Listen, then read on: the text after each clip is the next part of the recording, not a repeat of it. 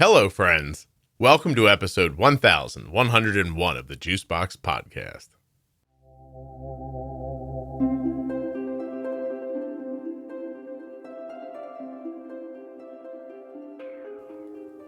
Today on the show, I'm speaking with Kerry. She's 47 years old, diagnosed at 21, and she's never really had anyone to rely on for managing, except for her doctors. Kerry heard Mike on episode 531 and was inspired. And now today, she's here on the Juicebox Podcast, sharing her story. Nothing you hear on the Juicebox Podcast should be considered advice, medical or otherwise. Always consult a physician before making any changes to your healthcare plan. When you place your first order for AG1 with my link, you'll get 5 free travel packs and a free year supply of vitamin D. drinkag1.com/juicebox. If you're looking for community around type 1 diabetes, check out the Juicebox Podcast private Facebook group, Juicebox Podcast, Type 1 Diabetes. But everybody is welcome. Type 1, Type 2, gestational, loved ones, it doesn't matter to me. If you're impacted by diabetes and you're looking for support, comfort, or community, check out Juicebox Podcast, Type 1 Diabetes on Facebook.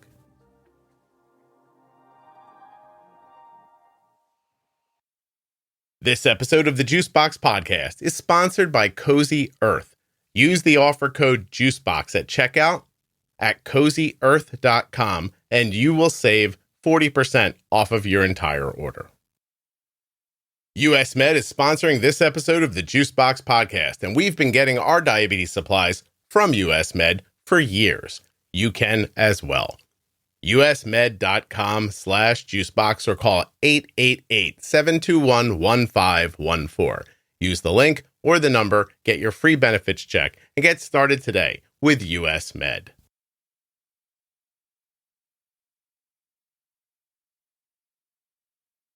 So I'm Kerry, and I've been type 1 diabetic for 21 years now. Wow. And I'm ready to get going. Let's go. You want to start talking?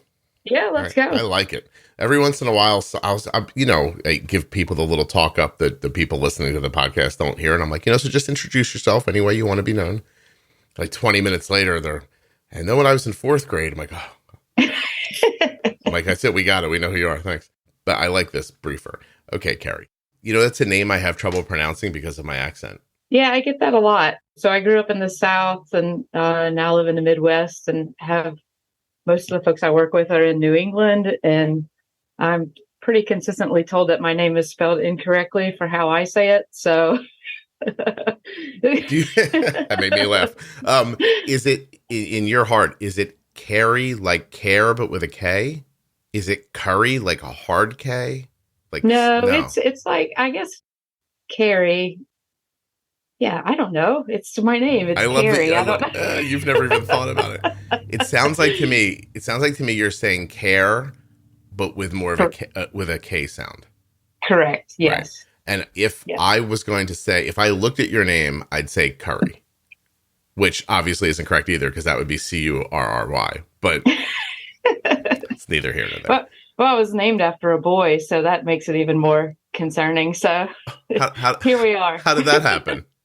The story that I've been told forever is that my mom thought that her sister-in-law's boyfriend at the time was very cute, and I think his name happened to be Kerry. So here we are. Yeah, go figure. Was there no dad in the room helping with this decision? Yeah, I'm not sure. There was a dad, yes, but I don't. I'm going to say something he's funny. Pretty easygoing, so he just let it fly. It's fine. I'm going to say something here because no one's ever going to hear it in my family. My sister-in-law once named her dog the same name as one of my nieces, and they never saw anything. Like my sister-in-law was like, "What? It's a great name," and I'm like, "It's her name. Like you can't name your dog after her." And she's like, "I'm not naming it after her. I just like the name." I'm like, "I don't think you're seeing this from everyone's perspective." Right. So at family events, she's calling for her dog, and everyone's like, "Oh yeah, that's right. Her dog's the same as that girl over there," who had the name, by the way, for a very long time before you named your dog that. It was just fast. I don't know. Yeah, that's uncomfortable. The boyfriend went away before I was here, so Yeah. that would have been weird. He Yeah. wasn't still trying to date your mom. No. Well, it's her Her sister-in-law. sister, It I was my mean. dad's sister. So yeah, it was good. It's all So weird. Okay. yeah. Okay, so you've had diabetes for 21 years. How old are you? I am, gosh, this isn't very 47. I was diagnosed when I was 21. Sorry, I did the math for you there, Scott. Is that what happened? Did you were you doing the math instead of just answering the question? No, I never know how old I am. It's like always, and yeah. Oh, 76 is a hard year to figure out math. So my brother was born in 76. there you go. Could have just asked me how old my brother was. I could have told you how old you were. Well, I find a kindred spirit with you. I know I say it a lot, but I never this year I've known how old I am for some reason. But in the past 3 years, I've never been right about my age. I don't know. There you go. I don't know why that is. Okay, so you've had diabetes for 21 years. You were diagnosed when you said you've had No, I was diagnosed when I was 21. So I messed it up altogether. You Gosh. did. Yeah, do it because I just did the math. Yep. I added 21 and 21, Yep. and that's 42. So are you 42? And between the two of us, Scott, I don't know. We're going to get through this. I'm going to be fine. You're coming off like a crackpot. If you only knew. Yeah. All right. You know what I've just figured out? What's that? I don't care. So, what makes you want to come on the podcast? Honestly, Mike from 531. Mm-hmm. So how I got to this appointment with you today is you did a Facebook Live, I don't know, 6 months ago. And Mike happened to be on and he spoke. And as soon as he spoke, it was like, oh my God, it's Mike. I'm going to start crying. Oh, Kerry, why? What was so impactful about hearing Mike's voice?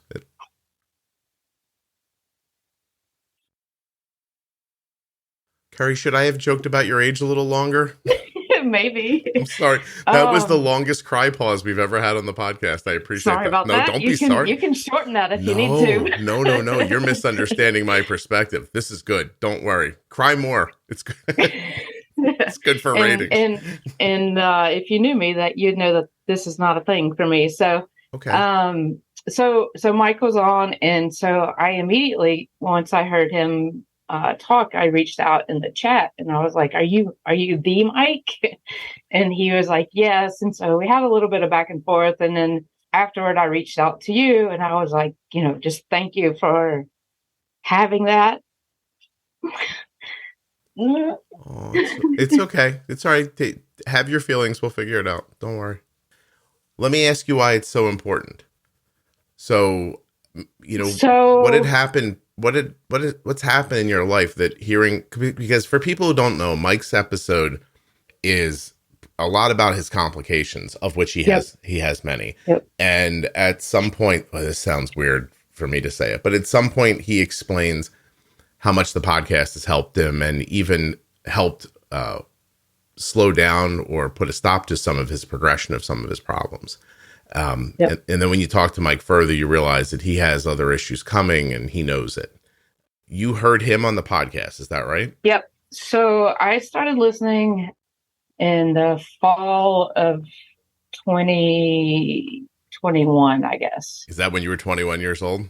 Yeah, everything. It's all 21, right? So, pandemic was going on and I exhausted every true crime podcast out there and decided that, maybe I should try to learn something instead of just listening to all this stuff while I'm trying to work. So Googled it, found you. I think I might have started with episode 1, listened to a few, and then was like, all right, let me just open this app up and scroll around. And I saw After Dark and I was like, well, that sounds cool. So, his episode was probably the 5th.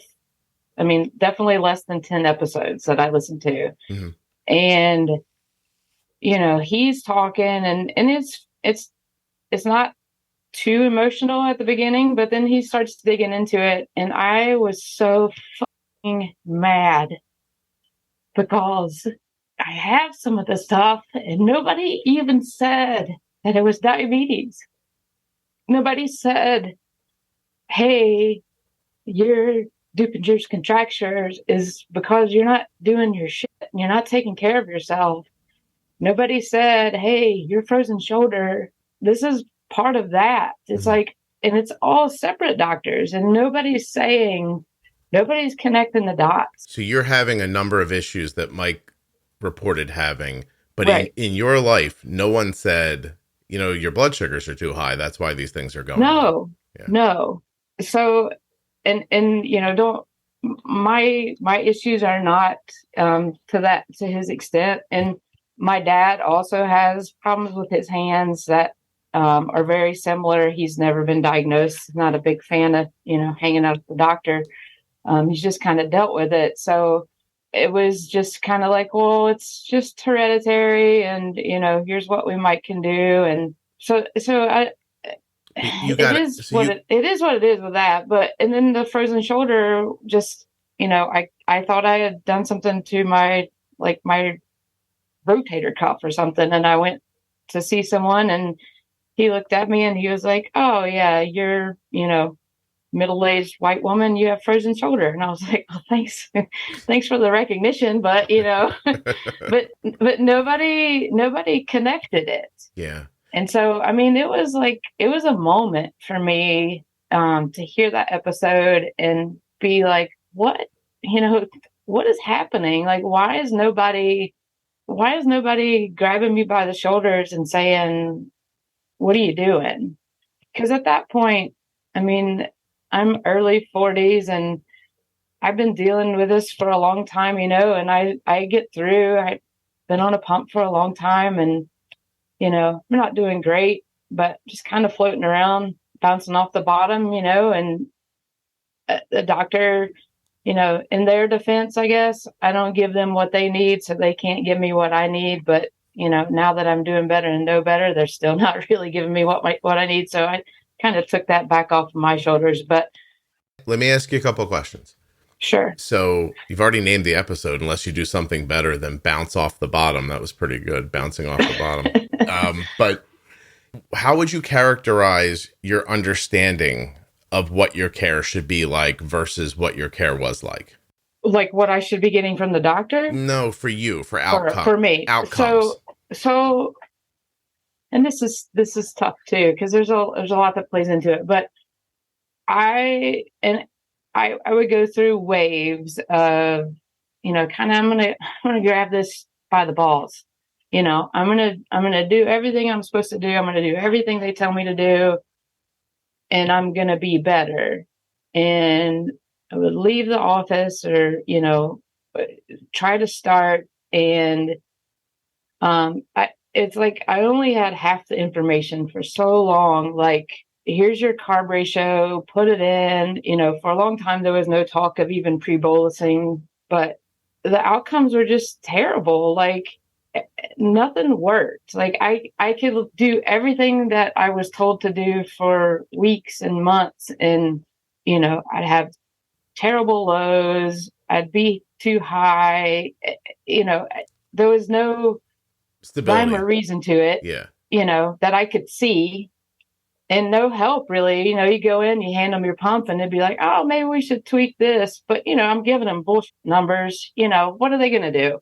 So you're lying to them, and they probably weren't going to be helpful even if you were giving them the good information. Correct. But tell me a little bit about I want to know about the psychology of lying to the doctor about things. It goes back to, first few years of diagnosis where you're taking in paper logs and, it looks horrible because even though I might have been testing, I wasn't writing it down and, the meters sucked at that point. So you couldn't even go back in your meter. And then if you did, it was like, oh, I don't want to tell her I hit 340 that day. So I'll just forget my meter in the car and take my forged half-ass paper logs in and show her that and see what happens.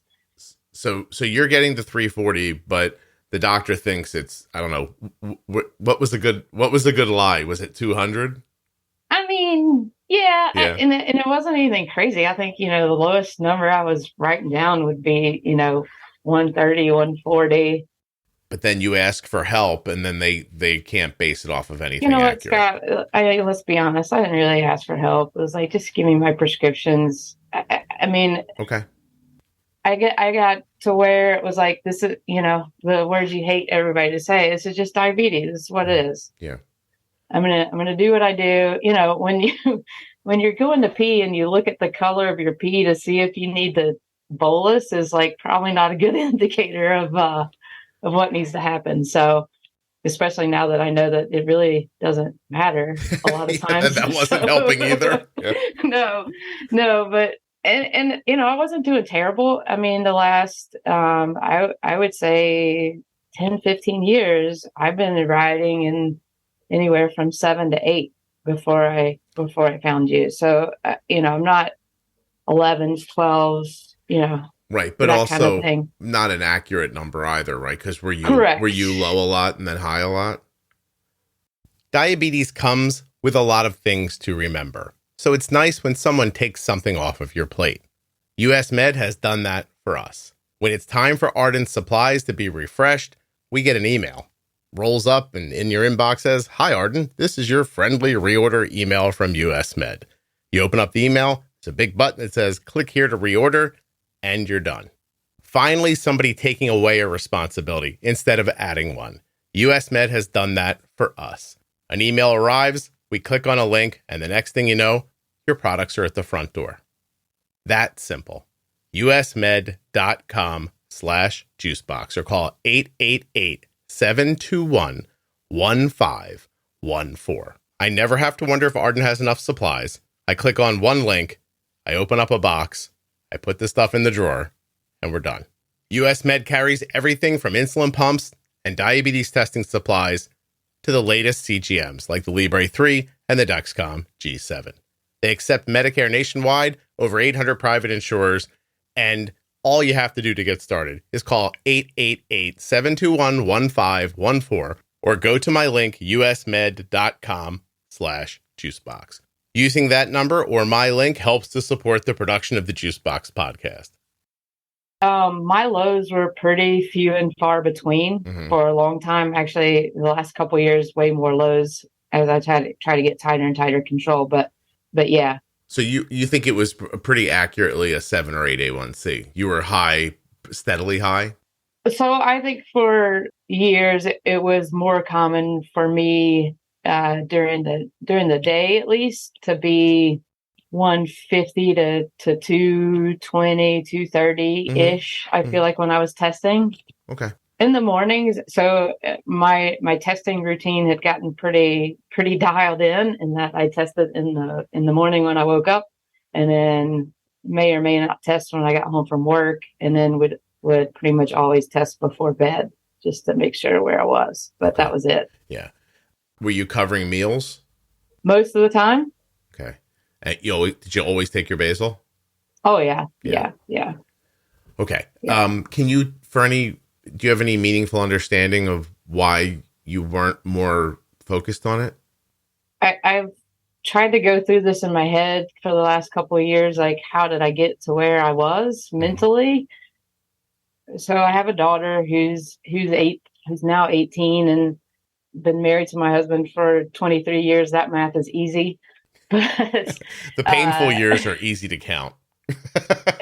No, I'm just teasing. 2000 is easy. So he's older than I am. And, for a long time, I made the bad joke about, you're going to be deaf. I'm going to be blind and in a wheelchair. We're going to be great together as we age together.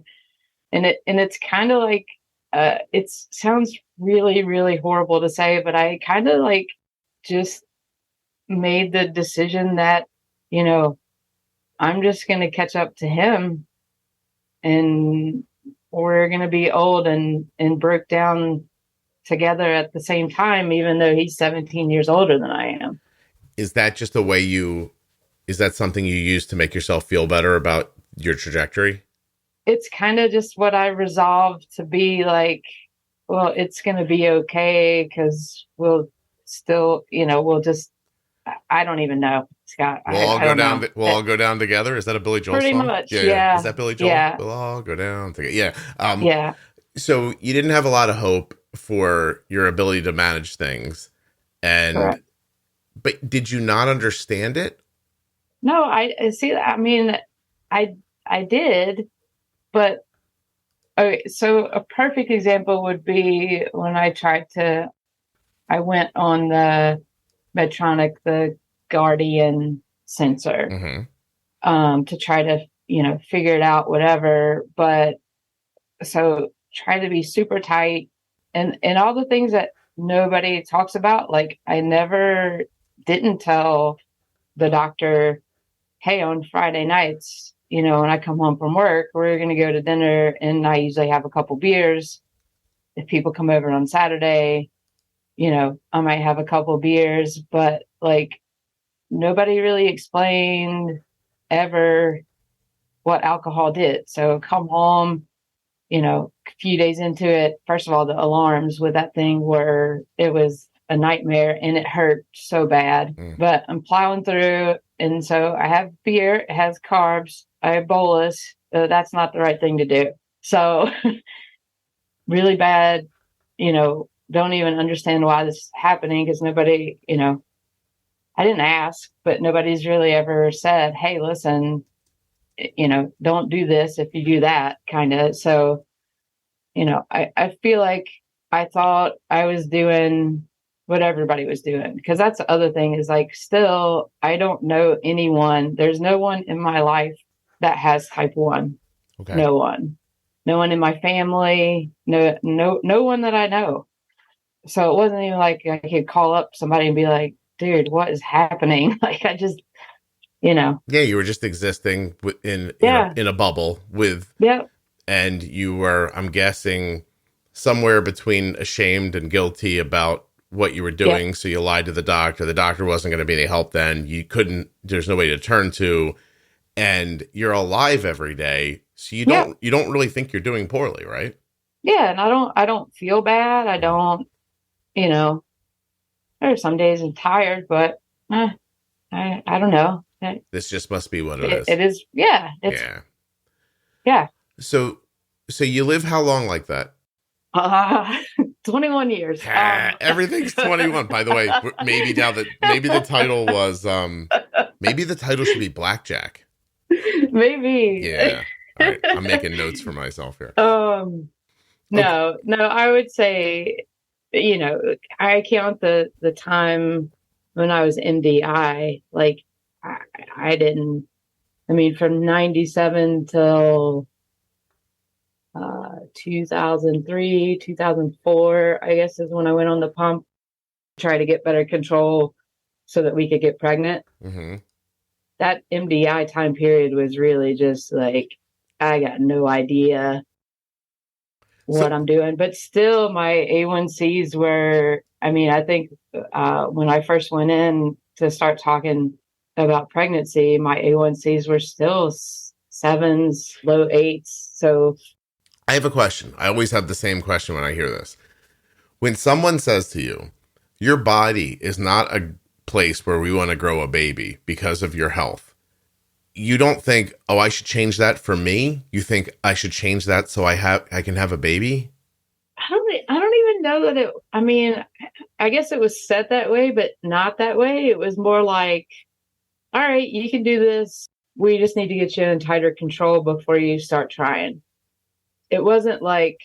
So is it fair? Maybe that's just the way I hear it, because I'm pretty much like although it might not have sounded like it so far, I'm not generally a sky is falling type person. It's just like, okay, it'll be all right. We'll get it. Okay. So keep pushing. Okay. So that's a good thing to look at. So this sort of eternal optimism allows you to ignore things that are going wrong.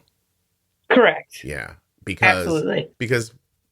And now, is that ignorance, like blissful ignorance, or is that a genuine feeling of like the sun will come out tomorrow? I'm going to be all right. Yeah. Yep. And I get that from my father. It's definitely like, we'll figure it out. Oh, the tire's flat. Oh, the other tire's flat. Oh, we don't have a spare. I don't have a phone. It's okay. We'll figure it out. This episode of the Juicebox Podcast is sponsored by Cozy Earth. And right now, I'm looking at CozyEarth.com to see what's going on. I got, look at this, bamboo pajama set for ladies. The jogger pants for ladies. Looks like plush lounge socks. That's one of Oprah's favorite things. There's the bath collection. We love the waffle towels, but there's also premium plush bath towels. Everything that you see here can be had for 40% off with the offer code JUICEBOX at checkout. Even the sheets.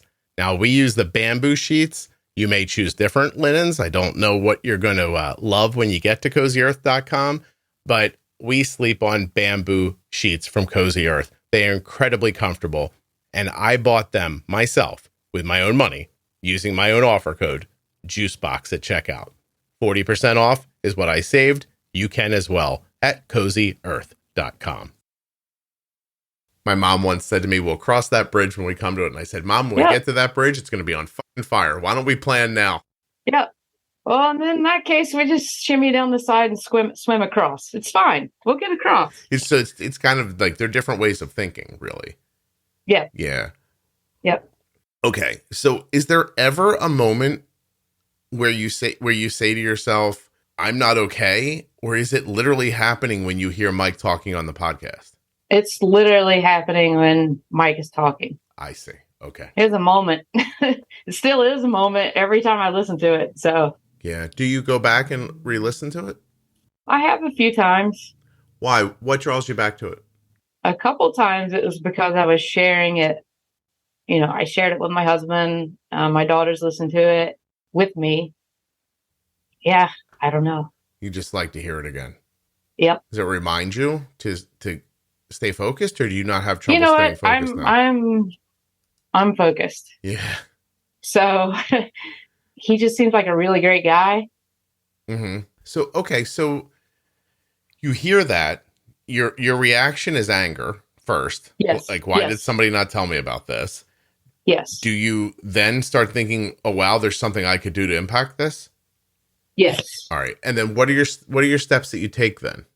So I was already pretty well, only a few episodes, couple, 2-3 episodes. I was already like,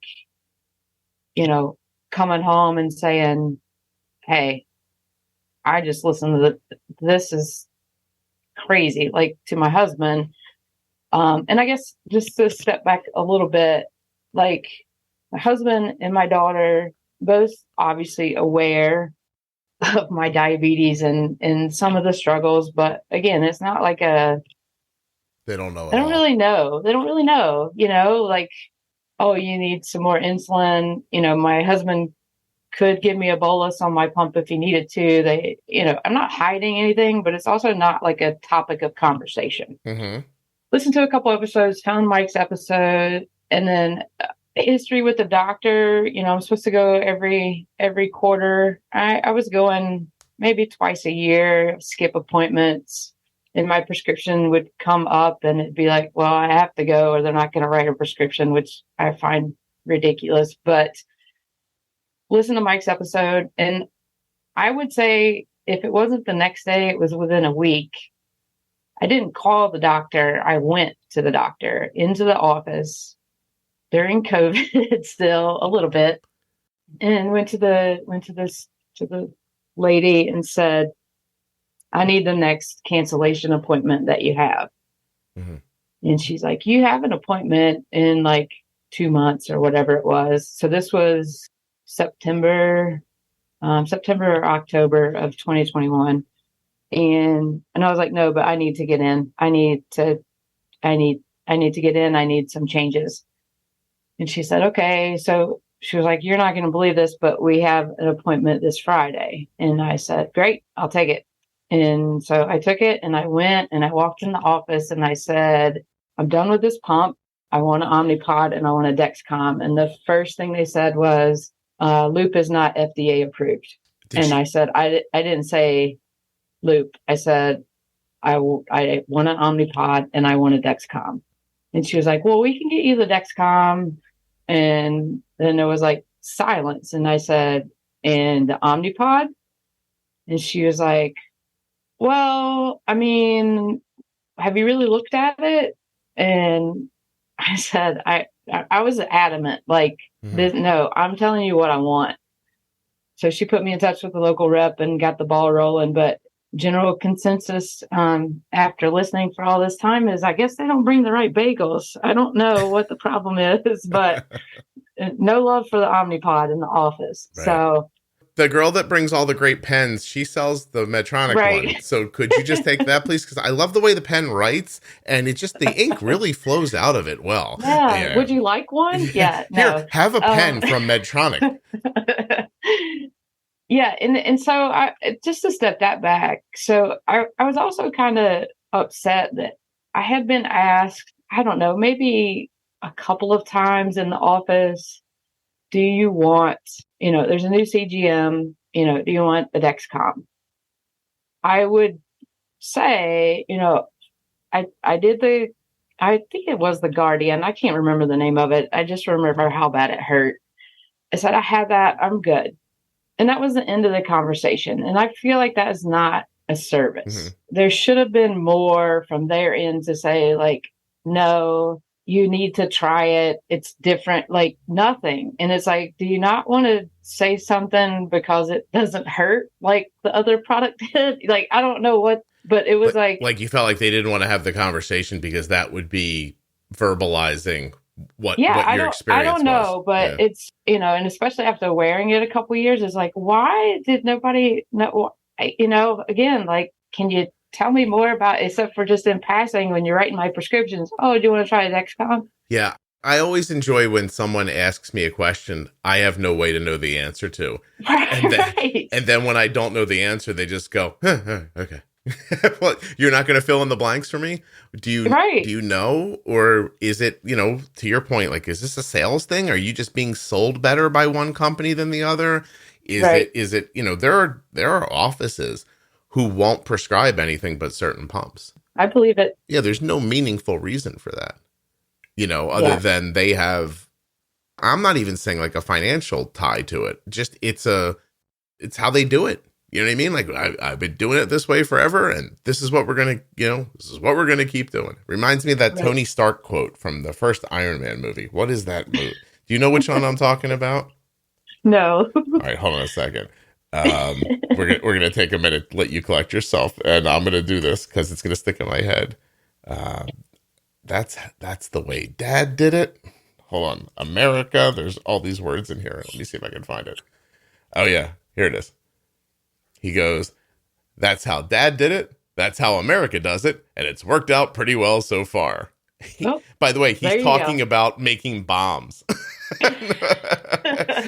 and I always think that, like, it's some version of the meatloaf story about, that I think I've told on here before. And, like, I don't know, we just do it this way. This is how we do it. You just keep doing it the way we do it, for God's sake. And you're like, well, there's 3 other products now.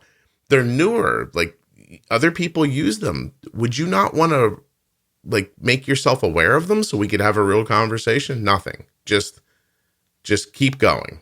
Do this thing. It took a minute for her to even dig out a piece of literature to share with me. Yeah. To take home. So and they definitely didn't want you to have an Omnipod, right? Yeah. Yeah. I was so pressured not to get Arden and Omnipod all those years ago by multiple people. Like, when one person told me no and I persisted, they brought other people to me to tell me no. And they just started saying all of these, like, things, none of which ever ended up being true. You can't, she's too skinny for that. Right. The cannula goes in at the wrong end, blah, blah, blah. It's going to fall off. It's going to get knocked off. She's not going to like that. But, like, she's too small. I'm like, I am going to try it if you don't mind. And then they're like, whoa. Then the other one that used to be, what was the thing they used to scare you with? Oh, once you make this decision, you can't go back because you're locked in with your insurance. Right. That used to be the old, by the way, now, and this isn't part of an ad for Omnipod, but now, because of pharmacy benefits, you can actually, anyway, listen to that. Listen to the ads. I like. Yeah, you can move around a little more easily. But I don't think it's malicious. I never once thought they were being malicious. I just thought they didn't know. You know? Well, we're going to get into more that they didn't know, I guess. So, Okay, what else didn't they know? so I walked out. I want to say I got a Dexcom in the office, like a sample. If it wasn't that day, I like came back the next day, worked with the educator, and was pretty much set up and ready to roll, prescription set. So it took another week or so to get Omnipod. But again, once I got rolling, I was rolling. So 3 months later, went into the office. I think my A1C, the previous visit was like 7.6 or 7.4. Went back in the office. My A1C was 5.7. Well, that's better. And she was pissed. Oh, yeah? Because you succeeded with the stuff she didn't want you to have? She was not happy. And I remember sitting there going, I mean, it had never been it hadn't been in the five since pregnancy.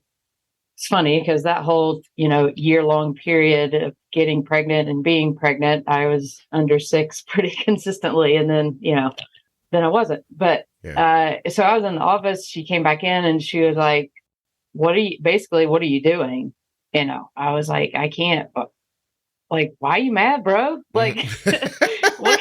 Hold on a second. Title. Why you mad, bro? Like, why are you mad, bro? I mean, we should be standing up, giving each other a hug right now. Yeah. Like, not what is happening? And she pulled the Dexcom stuff and she was like, this is just too low. You have to be careful. And I'll be honest with you, there were, and I still do have lows, but it's not like I'm, in the 40s and LOW. Mm-hmm. I know how to correct it. I correct it quickly. I think even running 70s, 80s, she was like, you can't, this is not good. This is too low. And so I left that appointment pretty mad because it's like, I think it's great. So, yeah, like if this was like a Cinemax movie, there'd be some light kissing after this. I mean, something like I need like somebody to give me a high five and a pat on the butt on the way out the door. Yeah, what's going on? I felt like I was on the Chicago Bulls. I need to run through the, come out through the tunnel. You're like, I did it. Everybody just line up around me. 5'7", baby. And pretty much. You think that she thought, well, you're going to hurt yourself. Yeah. Yeah. Because people don't have, here's the expectation when you run into a doctor or a physician or clinician like that. They don't think you're doing it in a meaningful way. They think you're just having a bunch of lows, and that's why the number looks lower. And they're worried about that. Ironically, when your A1C was in the 8s, she didn't look at it and say, wow, you're not doing this right. You're going to kill yourself. She just was like, this is fine. Die at your own pace. Yeah. So I didn't listen. I was like, whatever, you can be mad if you want. But, and luckily I have although I don't have any friends who are, or know anyone who's type 1, I have some friends who are registered dietitians, and one early in her career spent some time and was exploring the CDE route.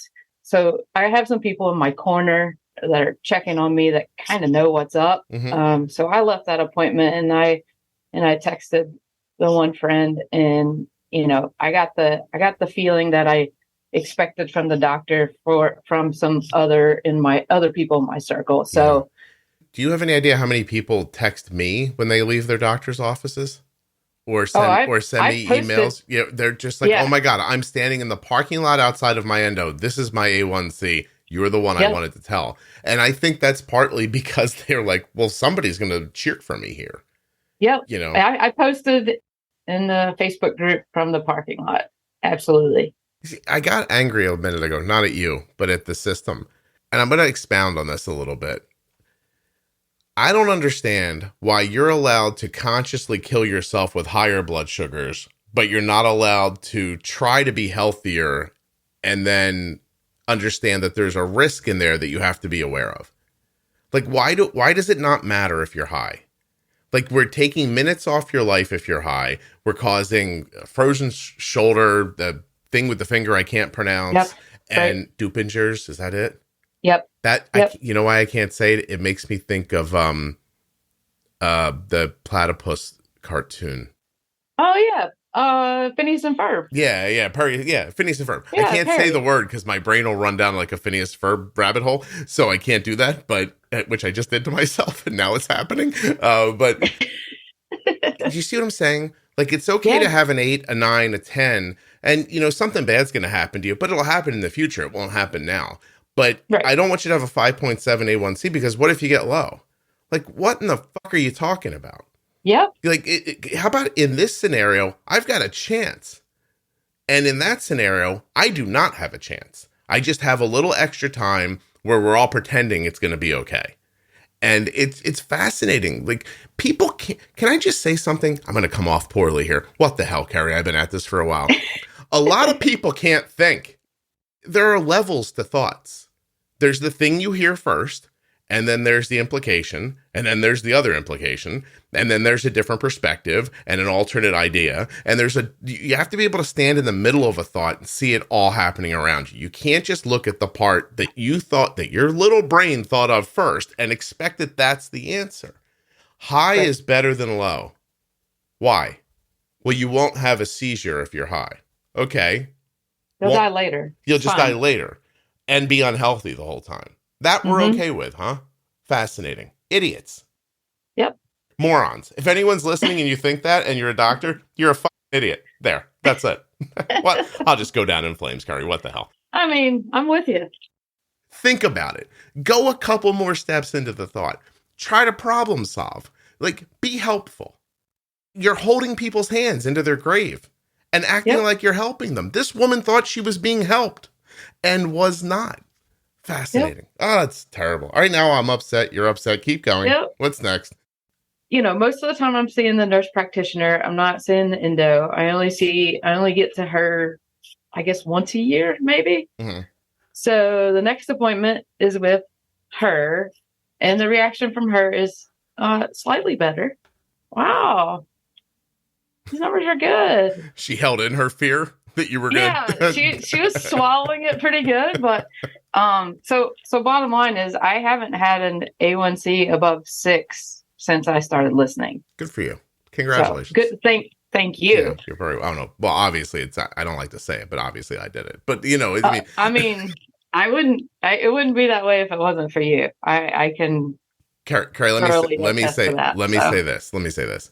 You put in a ton of hard work and overcame a significant amount of generational, like in your own life, like trauma and poor expectations. So you did all the hard work. I just like pointed a flashlight at something. I was like, look at that over there. Don't you want that? Right. Yeah. Here's how we can get to that. Why don't you go see if you can find that? Yeah. That's all I did. I'm corresponding with a gentleman right now on Instagram. Never heard his voice. And I would say that when he first reached out to me, he was really in a dire situation. And now it's like 6 months later, and he's been in range like 2 days in a row. And he's super excited and doing better and paying attention to things and made some adjustments to his, settings. And it just occurs to me when I look back on this moment, think about this. You went and saw a medical professional. Do you know how long it takes to get a medical degree? You have to go to undergrad, then you have to go to med school, and then if you're going to be an endo, you have to go to I'm guessing it's 10 years to be a doctor, right?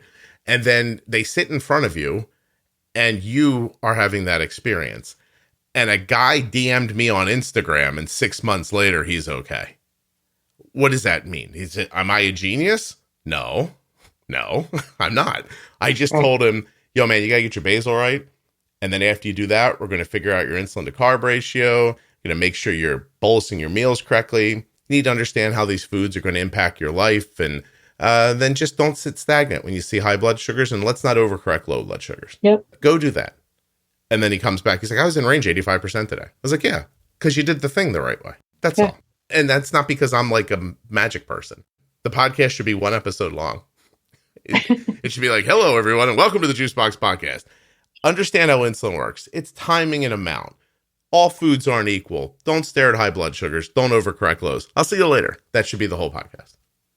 And, but the problem is that message reaches people in all sorts of different ways. Right. And yours got to you through Mike. Absolutely. Yeah. Well, and then, I mean, that was like the catalyst. And then, then I'm kind of, you led me to the water, and then I'm drunk, right? So I'm listening to 3, 4, 5 episodes a day, sometimes more actively listening, sometimes just in the background as I'm working, and, really start digging in. And then the episodes with Jenny, I mean, it was just a lot. And I was at a point too, I think you have to be ready. It's almost like addiction, right? Like, people can tell you things and whatever, but if you're not ready to do the work, back to your point, then, you can listen all day, but if you're not going to do anything as a result of that, then it doesn't really matter. Yeah. You can lead a horse to water is a saying for a reason. Yep. Yeah. Absolutely. So the one that always strikes me is that, I grew up through the time when like really bad, like television talk shows were on. And you couldn't flip a channel without seeing a 16-year-old girl holding a baby crying, and, and I would think the same thing every time. Like, doesn't everyone know this already? Right. Like, which is not reasonable. You know what I mean? But like, that's how it would occur to me when I was younger. Like, we all saw this Maury Povich episode. When you're 16 and your boyfriend starts making a face, push him off you. Yeah. Yeah. What do you like? Don't have a baby when you're 16. Right. Does it go well for some people? Sure. But how do you not learn from this experience? And the truth is what you just said. You can't preload human beings and expect them to just follow the program. They have to have experiences for themselves. And understanding that, especially around diabetes, is super important because it stops you from writing people off, which is what the medical community does all the time. The easiest connection I can make to it is that I know a lot of police officers, and some of them become cynical.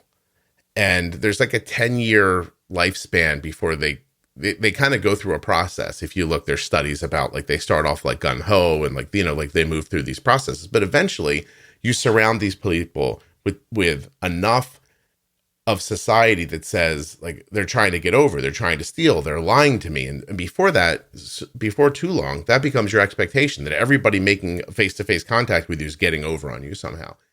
And I think the same thing happens to doctors in a slightly different way, whereas they come in gung-ho, they preach. They don't realize the stuff they're preaching is not particularly helpful. And then when it doesn't change the patient's outcome, they go, oh, people don't listen. So now after they've been in practice for a while, the next patient comes in, they've written you off when they looked at your chart. They didn't even wait to talk to you. Oh, this person has this or that or this. I know how this is going to go. I'm not going to waste my breath on this. I don't think they think that consciously, but I think that's what happens. And, and what that all that boils down to when you're talking about the medical thing is that if they as doctors were actually doing something helpful, then people would have better outcomes, and then they would have better expectations. That's all. Yeah. And, it's generational because you mentioned it earlier. You just said something in passing. You go, well, back then I didn't test, but the meters sucked anyway. So if enough people come up in that mindset and they're in charge of telling you what to do, that's their mindset. It's what happened to you. Like, Technology changed. You did not change with it. Right. And so you were just like, well, this is what diabetes is. I guess I just, I'll get old and that'll be great because I'll die on time with my older husband. I mean, that's such a sad statement, Kerry. Seriously. It is. Yeah. It's horrible. Yeah. It's really, really terrible. But the point is, it doesn't have to be that way. But you can't, every new person should get the grace that they deserve. And then they should get good information, which if doctors would listen closer to what I'm saying, it's not hard to explain to them. And you're confusing the issue the way you talk to them. Or when you grab their pump and turn a couple dials and go, oh, go ahead, come back. No one can do that. You can't just look at a graph and go, oh, I see the problem. You're getting high at 1 a.m. or you're getting low at 1 a.m. They always do the wrong thing. They never think about, well, good ones do, but most people don't think about insulin correctly. They think about like, oh, at 1 a.m. you're low, so we'll just turn your basal down at like midnight. But if you see the bigger picture, There was a meal at 9 p.m. that was, 8 p.m. that was bolused for improperly. Blood sugar got really high. Person made a correction. The low at 1 o'clock is from the bolus at 11, and the bolus at 11 exists because of the poor bolus at 8. Your low at 1 a.m. is because of a mistake you made at 8 p.m. And they don't see that stuff. They just adjust your settings to try to get. That's why everybody's settings suck, because they're all patches. Like, people just keep patching your settings. Well, turn your basal up here, turn it down there, do this. What do you do? Are you running around a lot at 4 o'clock? We'll do it. And not that some of that isn't valuable. The other day I was recording with Jenny. We're making a type 2 series, and we were expressing how blockages happen in arteries. I think that the way an artery gets blocked is the same way that people's settings get so screwed up. Is that there's a little nick in it, you put a patch on it, then you put another patch on another one, and before you know it, you've got so many patches on it, and it's working for some reason, but it's not going to work like that for long, because something else is going to happen, and then everything's just screwed up. So anyway, I'm sorry. Did I babble? I apologize. No, that's good. So digressing back to what you said about the type 2, you announced it, and we're going to date this episode, I guess, a little bit, but you announced it last night on the Facebook group that it was coming out, and you're like, basically, I don't want to hear your pissing and moaning. If you don't agree with it, keep moving, or you get kicked out of the group. And the first comment that I saw, somebody was like, said, it was pretty innocent what she said, but it was definitely like, just keep scrolling. And then you were like, and this person's no longer in the group. And I said, perfect. And then there was a lot of drama this weekend that didn't need to be happening in the group either. And it's so frustrating for those of us who come there to be in community, to have people with their own agendas that, but I appreciate all that you guys do, you and this very small team of folks you have helping you with that a little bit, do, to keep that place clean, because it's a safe place for us, not, No, I appreciate that. Thank you. It's hard to do because so what you're saying, just in case people are listening, didn't follow along with that. I knew I was putting up my first type 2 diabetes pro tip the following day. And there's a small segment of people who, if I say anything about type 2, are like, this is for type 1 people. And I'm like, oh, well, okay. There's so many type 2s in the group now.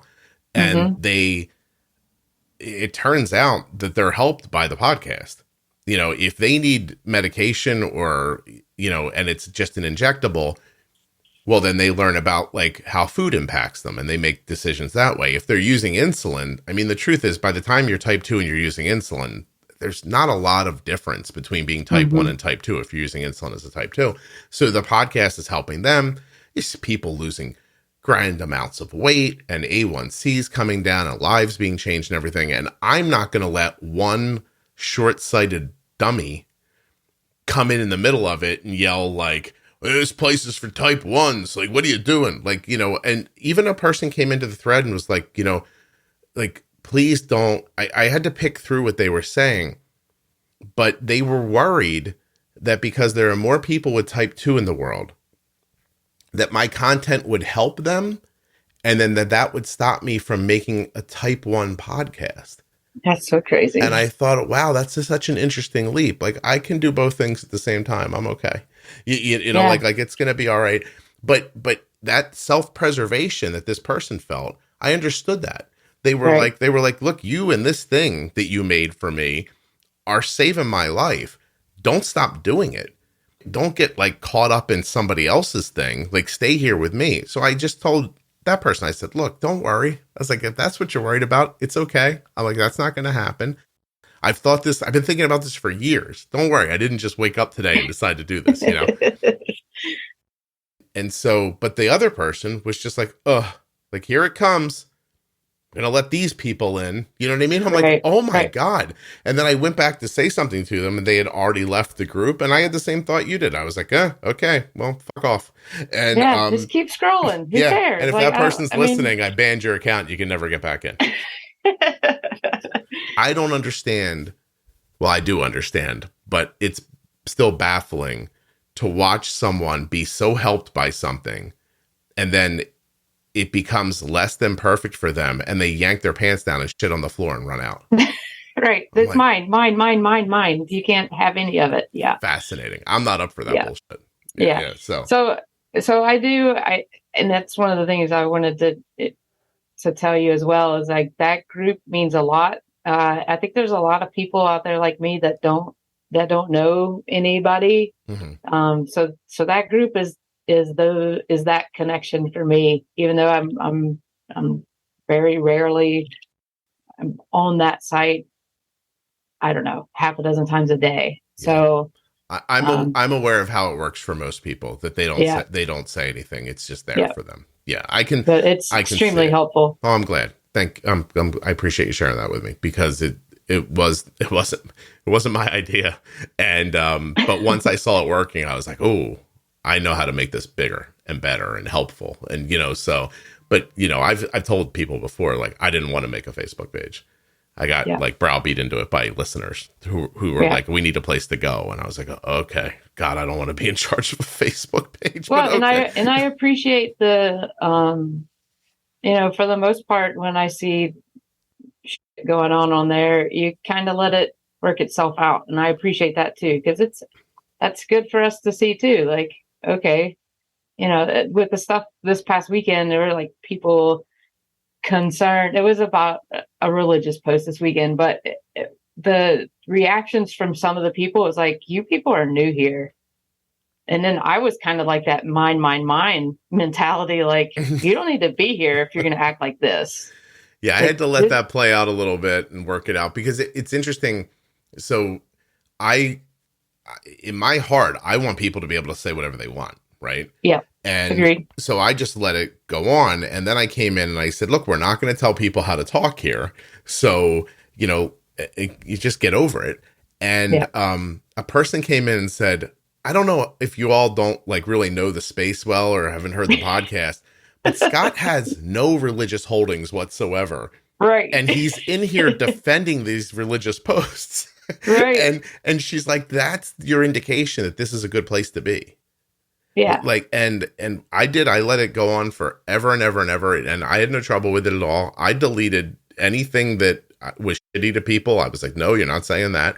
I lost listeners. People yelled at me in private messages. Oh my gosh. And I'm like, oh my God. I wish they knew. I'm like, I read it. I'm like, I don't care about this. You're not impacting me if that's what you think is happening. I'm just running it in a common sense way. And then it was over. And I thought, there's another, like, I have a half a dozen of these days a year where I'm, like, my whole day is just like teaching adults not to be children. And, and it was, good luck. And it was over. And then at the end of the night, someone puts up a new post and rehashes it. And I thought, I saw it. And I was like, you motherfucker. I was like, just stop. I just got this out. I'm like, really? And then that person yelled at me. And you would think like I didn't. I was like, look, I understand how you feel, but this isn't what's going to happen. And so you're not going to restart this problem. Like, just, It's over now. But I thought you were talking about yesterday, this person put up a post explaining how the podcast really isn't for them. Because they have ADHD and they can't like keep up, or I to be honest with you, I was like, I started reading and I was like, oh great, this is lovely. Like, could you just imagine if you, I don't know, like pick your, like, what's your favorite movie? Oh, that's a tough one. TV show, actor, anything? Help me, Kerry, go quickly. Who do you love? Movie from childhood would be Rocky 2, of all things. All right. So, yeah. Imagine if Sylvester Stallone was sitting at home and someone had the ability to walk up to him, knock on his window. He opened the window, and the guy goes, "Hey, I wanted to tell you something. I don't like those Rocky movies. Yeah. They're not for me." Okay. I think so. Stallone would go, "All right, man. What? Why are we doing this? You know what I mean? Like what is this about?" And he might close the window. Now, not me. I just watch the thread grow. I don't like it either. I was like, oh, this is fun for me. I get to listen to all the people who don't like the podcast. Well, and then there's people that go, there's a podcast? Yeah, that's hard. Yeah. And then there are people who are offended by that. It's fascinating. So, but anyway, I'm going to tell you what I think in the grand scheme of things, at least they're talking about it. Yeah. Yep. That's all I care about. I don't know if I've ever said this on the podcast before or not, because there's like a little dicey language in it, but I wrote a book a long time ago, and it was about being a stay-at-home dad.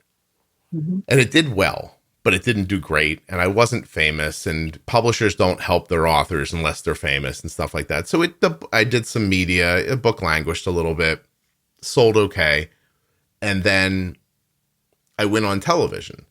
I somehow like got my way onto the Katie Couric show. And part of that, Katie had a blog, and she must have done business with AOL. So at some point on the front page of AOL was a story about my book. And I thought, oh, this is great. Like the book's going to sell like crazy, and nothing happened. And I was like, oh my God, like being on TV didn't help the sales. Like this article, I was just like, oh, all right, I guess I give up, And about 2 weeks later, I get a text from a friend, and they're like, hey, your book's number 50 in the country.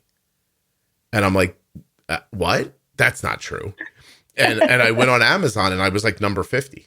I was like, what in the hell? People have finally realized my genius. Like, and I was like, and I thought, but then it went on for like 2 weeks, and then suddenly it stopped. And I thought, what happened? Like, I thought this was it. And then a month later, it popped back up again. And I'm like, oh, I'm back. And then one day I realized on AOL, there was a chat about the article. And people were arguing as to whether or not I was a closeted homosexual or not. Oh my gosh. And so there were two. This is fantastic. Seriously? Yeah, swear to God. Have I never told this on here? I haven't heard it. I've heard the Katie Couric and all that, but not this. So what ended up happening is there started, like fringe conversation. Yep. No straight man wants to stay home with their kids. Wow. This poor woman is married to a gay guy, and she doesn't even know it. And I was like, oh my God. Wow. And then at first you're like, I thought, I'm not gay, but well, I don't care about that. Like that part I don't care about. Right. Then other people would come in, they're like, you're an idiot. People can run their lives any way they want. The guy's not gay because he stays home with his family and has feelings. And you know what happened? They argued with each other. So the fringes were arguing. You know what the middle was doing? Buying the book. What are they talking about? Yeah. Yeah. So when I see that crap on Facebook, all I think is, keep going. Go ahead. Call me gay all you want. Matter to me. People are listening to the podcast, and their A1Cs are better, and their health is better, and their variability is lower, and they're happier, and they're blah, blah, blah, blah, blah. Go ahead and do your crazy fringy arguments. Who cares? Yep. You know why? Because then the algorithm says people care about this place. And then they feed it to you, and then you come in, and instead of like, because you're a reasonable person, instead of going like, oh, are they arguing about Jesus or ADHD or whatever they're arguing about? And you go, no, I don't want to be a part of this. Let me go check out the pro tip series. Right. So in the end, what people don't realize is their insanity is making the podcast more popular. Right. Yeah. So call me gay all you want, Kerry. That should be the name of this episode, because it helps people with their diabetes, and I'm not impacted by it at all. By the way, whether I'm gay or straight, whatever. Like, you know what I mean? Like, it was just the act of them arguing, and what would happen is that AOL saw that people were interested in the article, so they kept putting it on the front page. So it was on the front page. Nobody looked at it. Then the argument happened. It rolled around to the front page. I sold crazy for 2 weeks. At the end of the month, it dropped off. And then at some point a month later, someone found the thread again, started arguing again, which made AOL's algorithm put the story back on the front page again. So anyway, that is an absolutely 1,000,000% true story. I was a bestseller. I was a bestseller for 2 weeks. Well, hey, add it to the resume, right? The resume of it didn't hold on long enough for me to be an actual bestseller. And to be honest with you, I don't even know if that book's any good. Like, you want to hear something funny? You can't even get a hold of it anymore, right? No, I know, because the publisher went out of business. Yeah. And I could probably get the rights to it and just self-publish it, but like, oh, that sounds like a lot of work. A lot of work. Yeah. I would get the rights to it, just put it online and make it free. Maybe I should just do that. That wouldn't be a bad idea. All right, hold on a second. I got a board here. Make a note of it. I'm going to write book rights and see what I can get done. But anyway, like people don't understand how they don't understand how they're being manipulated, and they just don't see it. Like, by the way, like if people have trouble listening to the podcast because they have ADHD, like I understand. I really do. I don't understand coming to my place of like, and being like, hey, I just came here to let you all know I don't like the podcast. Yeah. Thanks. It's like going to Chick-fil-A and say, I hate chicken. And they're just leaving. Like, yeah. I don't enjoy, by the way, it's not even I hate chicken. It would be like, hello, I don't enjoy chicken. Does everyone hear me? I just don't enjoy chicken. You either? Oh no? What are you, just having a salad? Yeah, me too. I don't like the chicken. All right, I'm going to go now. What did that just do? Oh. So that's how I thought of it at first. But then it turned into like this kind of lovely gathering of people with ADHD. And I thought, oh, wow, even this is going to help somebody. Right. You know? Right. And so good. So I have by the way, I would never just, if you said something I didn't like in that Facebook group, I mean, you'd have to be like wrong or hurtful or malicious for me to delete it. Like, I'm just like, all right, well, they don't like the podcast, whatever. But I don't know, because then what happens is someone else comes in and says, no, you should try listening to it. It's really helpful. Or maybe there's ways for you to get the information that would be easier on your ADHD, using that as an example. It would be, here's another free piece of advice for content creators who are getting it all wrong. Most people would delete that. Right. You know, most people would be like, oh, I don't want anybody to hear that they don't like the podcast. I'm like, I don't know. I assume people don't like it. Right. Yeah. Why would everybody like it? If everybody likes it, I don't think you're doing it right. When everybody started liking South Park, I stopped watching it. I loved it when nobody knew but us. Yeah. Anyway, it just, we're going over and I have a really busy day. So let me make sure I want to make sure we get all this together. So you make your adjustments, do your things. Your A1C is terrific. Your variability is better. Has your shoulder gotten any better? Yeah. So I didn't, so they gave me a couple options in the office. I mean, at that point I probably was at like 30% maybe to mobility or whatever. He was like, you know, we could look at maybe a cortisone shot, or I really think you should just go to physical therapy. So that was height of COVID. So I got diagnosed with that like February of 2020. So it's like, I'm good. So I did a bunch of reading online and, you know, a lot of horror stories about physical therapy. And it's like, or you could just wait it out. So I would say, because the pain wasn't terrible unless I tried to move it. So Doc, it hurts when I do this. Yeah, don't do that. Don't do that. Which was pretty much anything with my right arm. So I'm probably like 90% back. So really, after your blood sugars are stabilized and lower, you're feeling better. Yeah. I spoke to somebody the other day that said that their feelings of neuropathy went away after they found the podcast. That's cool. Yeah, pretty cool. Very cool. Not that it would happen for everybody, but like you could have damage that can't be, you know, walked back from. But of course. But yeah, it's amazing. Did you ever meet Mike in person other than in the Facebook Live? Have you spoken? No, I have not. Have you spoken to him online? Just during that Facebook Live. So he's hearing now what this all meant to you? I'm sorry? He's just hearing now in this episode what this all meant to you? Oh, yes. That's lovely. Can you tell me why it made you cry in the beginning when you were talking about it? I don't know. I was just so angry, and I was just angry.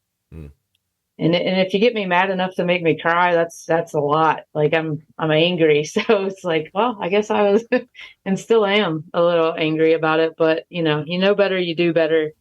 And that's where I'm at now. So good for you. That's excellent. I consider therapy.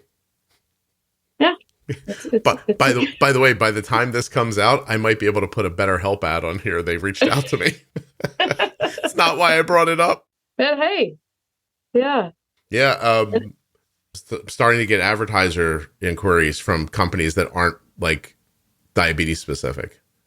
Yeah. So the other day, they were like, "Hey, we're like reaching out on behalf of BetterHelp," and I was like, "Oh, that's the online therapy thing." I was like, I actually thought, but that might really be helpful for people.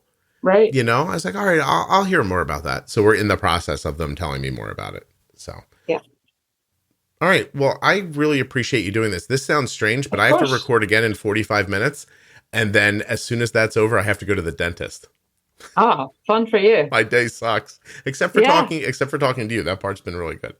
Well, thank you. Did you get to say everything you wanted to say?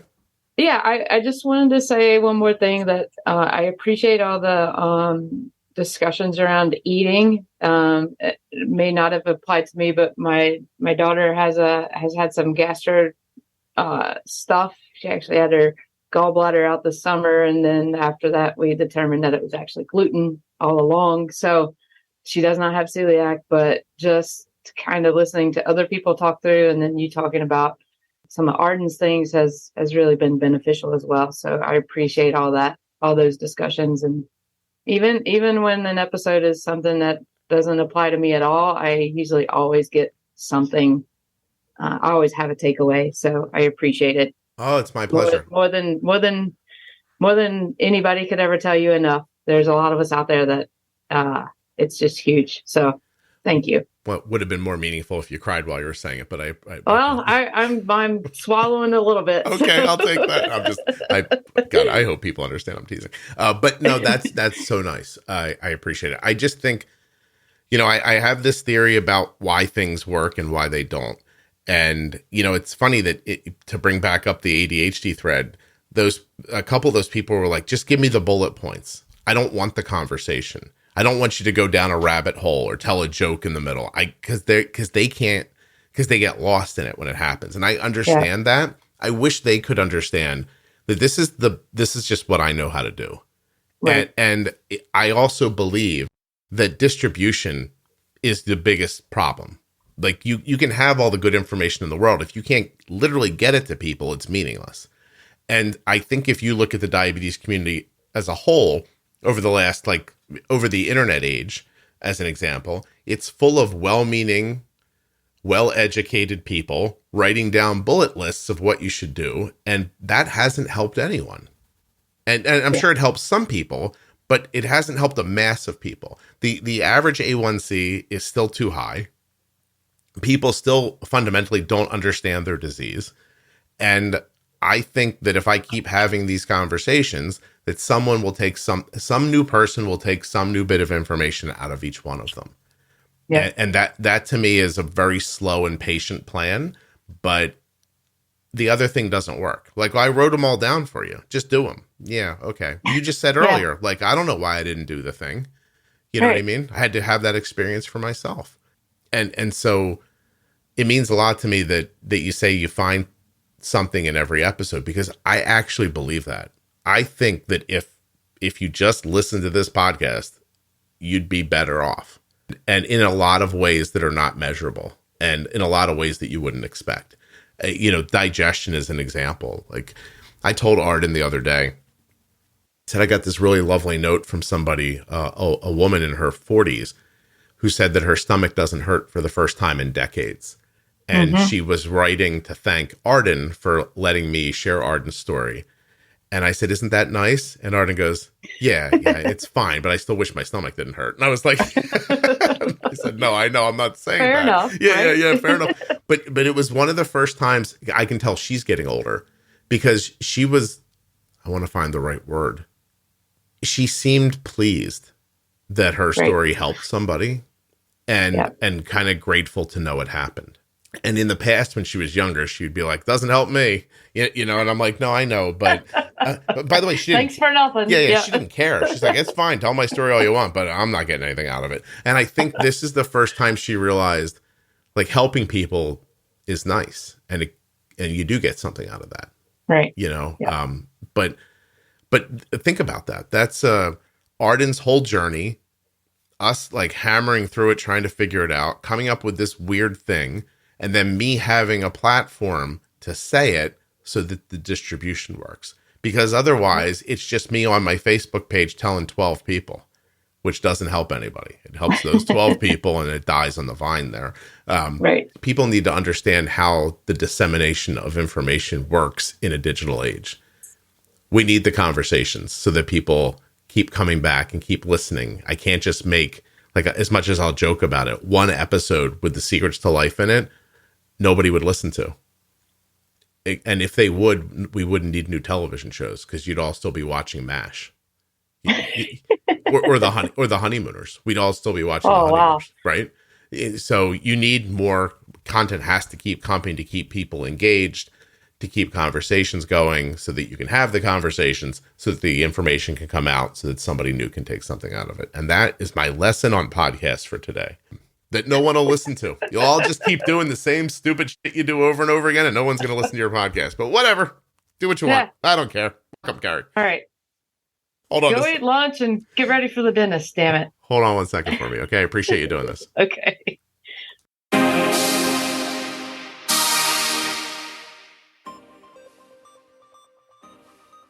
A huge thanks to Kerry for coming on the show. And actually, Kerry's file got put in the wrong folder, so she had to wait a lot longer than she should have to hear her episode. So I apologize for that. This episode of the Juicebox Podcast is sponsored by Cozy Earth.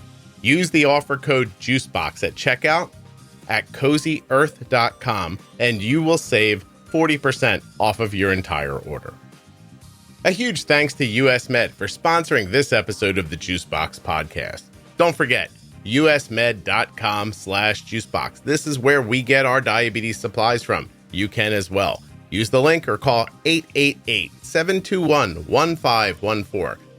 Use the link or call the number, get your free benefits check so that you can start getting your diabetes supplies the way we do from US Med.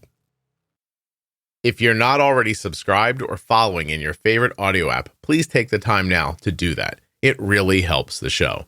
And get those automatic downloads set up so you never miss an episode. Thank you so much for listening. I'll be back very soon with another episode of the Juicebox Podcast. The episode you just heard was professionally edited by Wrong Way Recording. WrongWayRecording.com.